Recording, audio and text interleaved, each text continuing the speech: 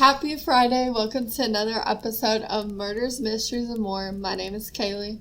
My name is Desi. Be sure to like and subscribe. Don't forget to hit the bell next to the subscribe button to turn on post notifications. Before we get into this case, we always encourage those who have useful information to any unsolved case, please report it to your local police and sheriff department. Warning.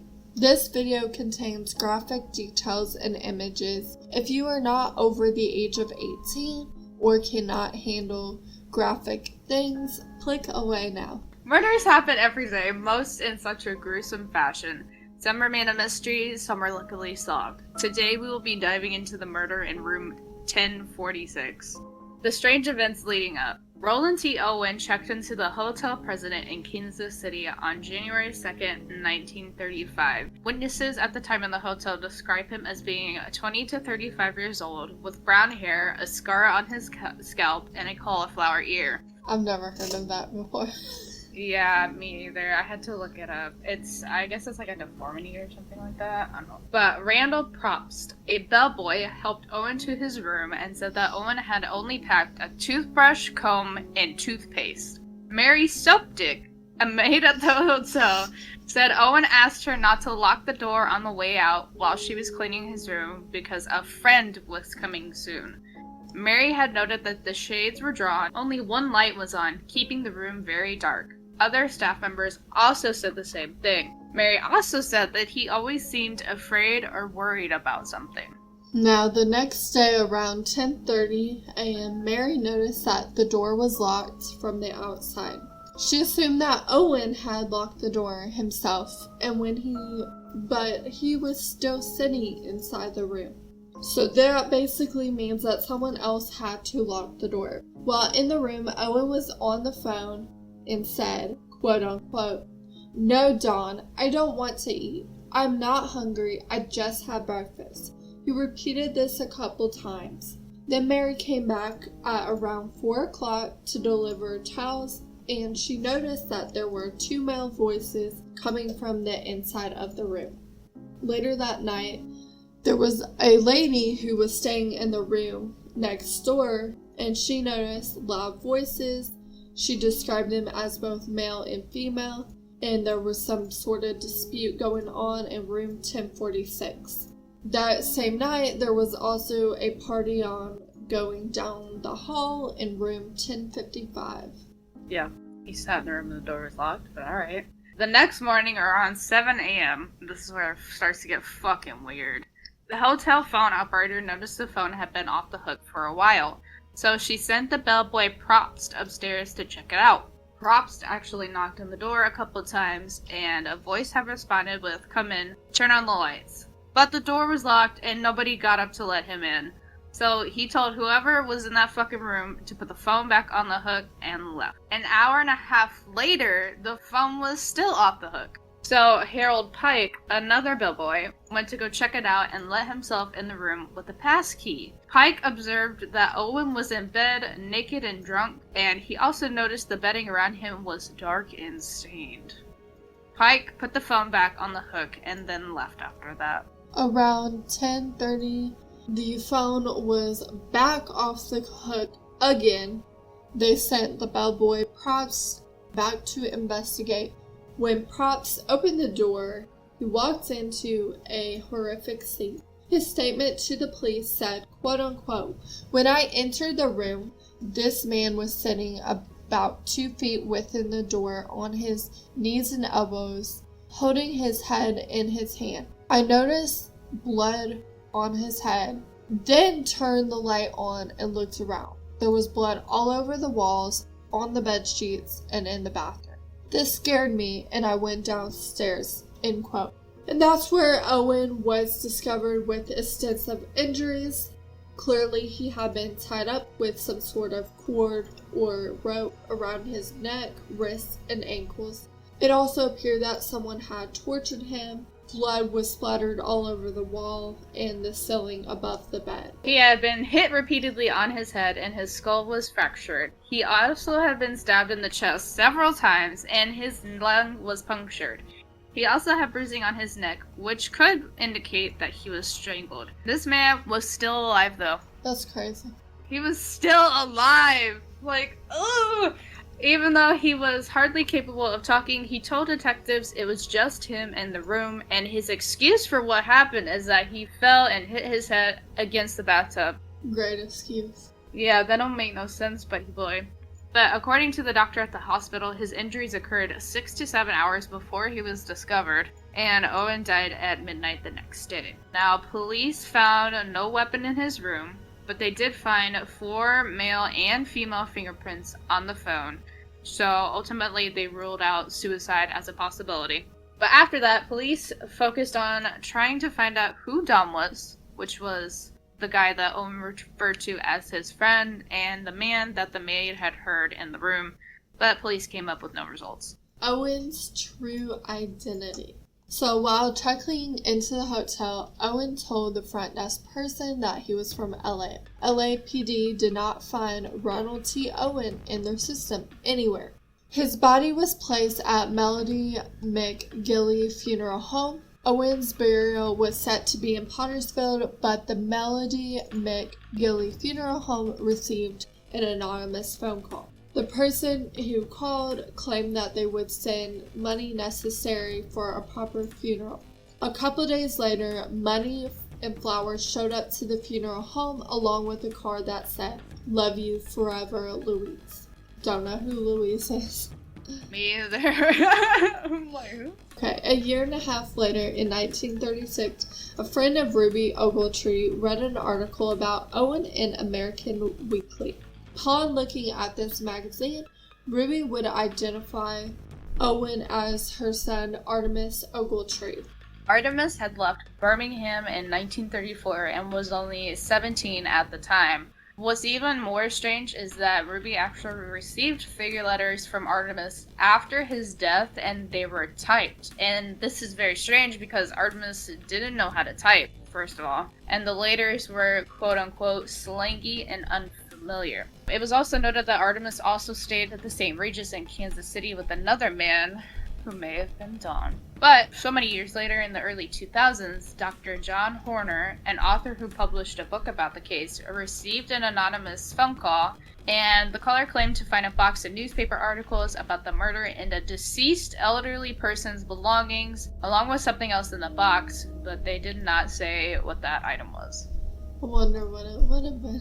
So into the theories. Theory number 1. Don did it. So Ogletree, he stayed in a different hotel with a man, possibly named Don. Also, Don could have possibly been the other man that the maid heard in that same room through the door.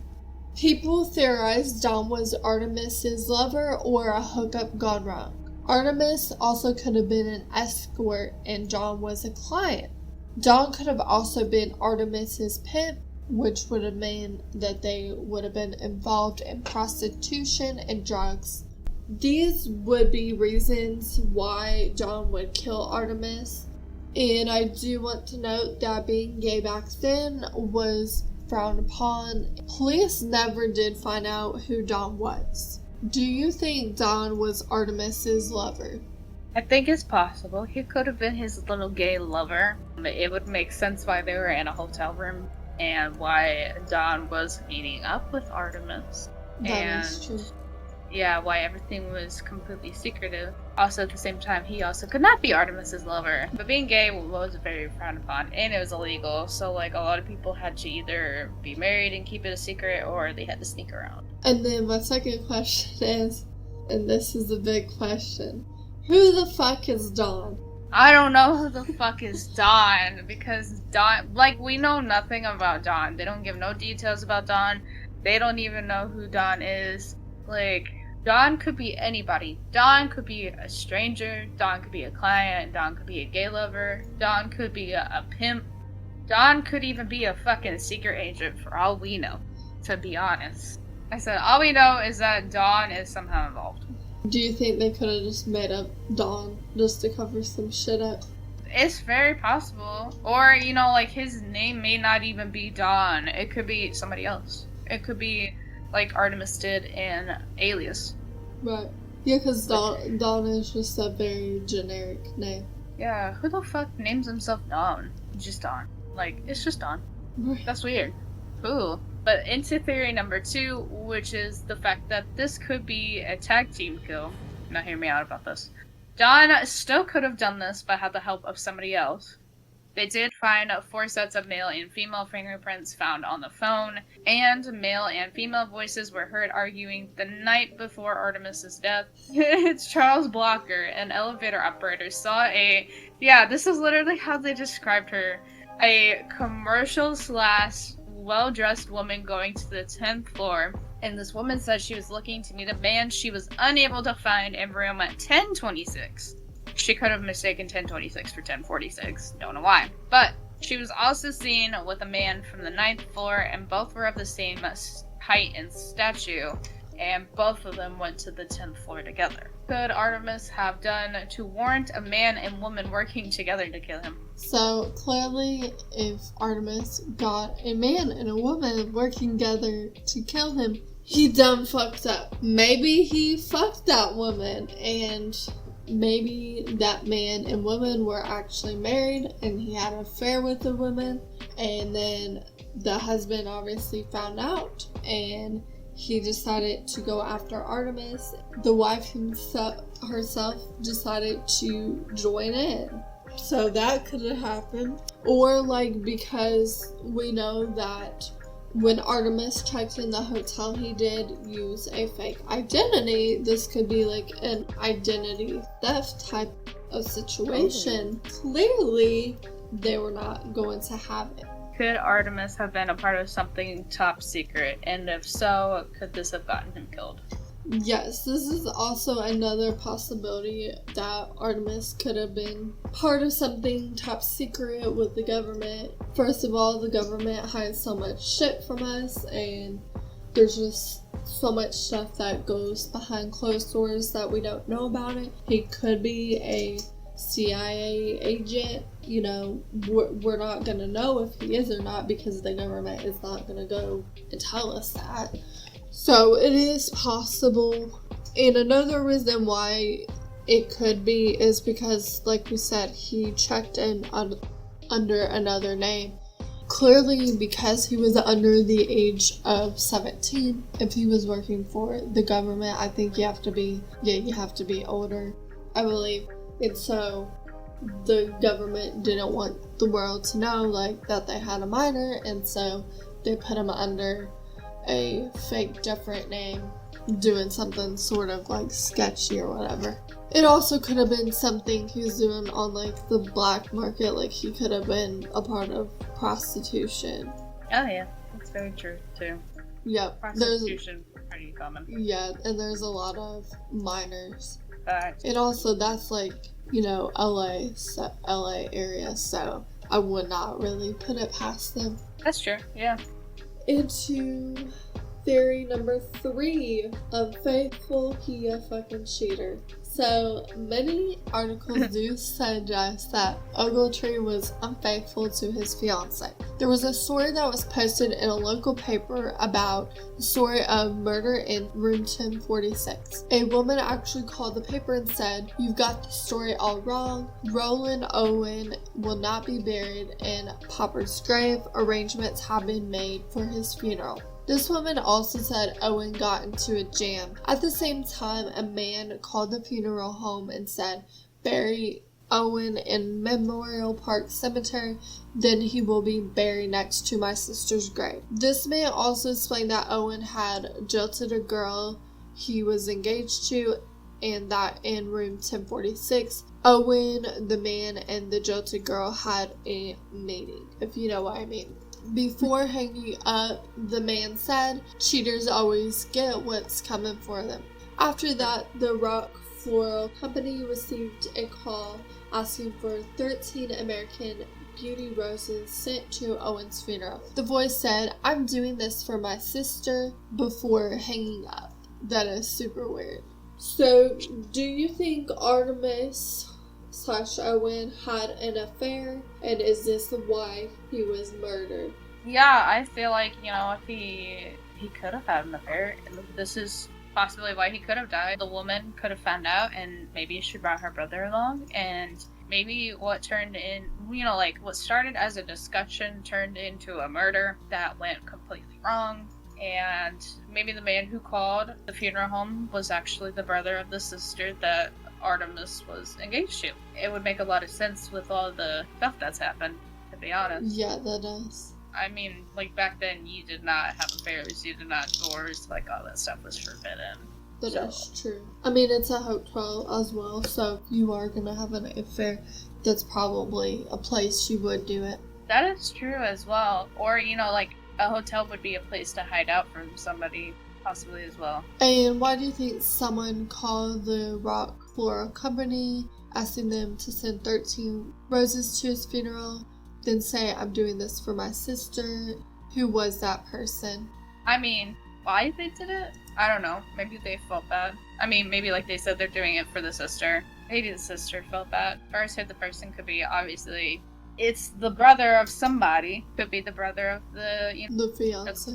Yeah, it could be the brother of the fiance, to be honest. It could be, another relative as well. It could also be somebody that's completely outside of this and just made up some bullshit. Somebody just wanted it to be nice.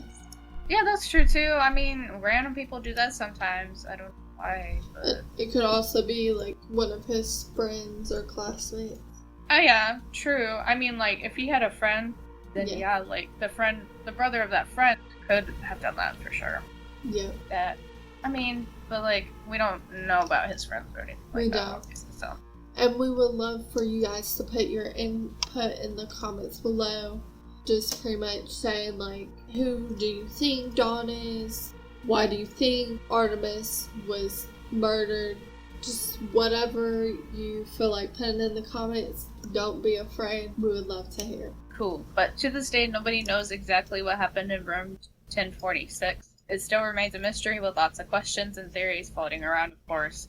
But with that being said, thank you for listening to another episode of Murders, Mysteries, and More. Remember to keep your eyes open because you never know when someone's gonna get your ass.